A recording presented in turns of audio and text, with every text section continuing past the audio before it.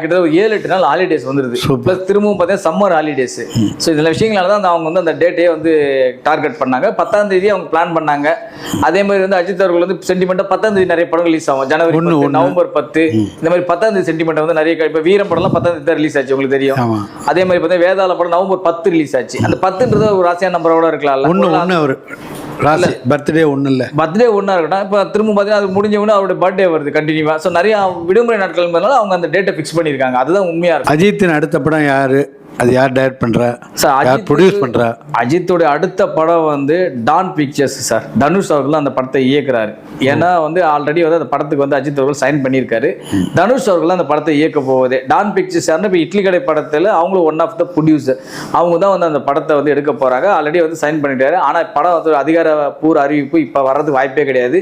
எனக்கு தெரிஞ்சு நவம்பர் இல்லை டிசம்பரில் தான் வரும். ஏன்னா அவர் ரேஸில் கலந்துட்டு இருந்ததுனால அவர் அக்டோபர் மாதம் தான்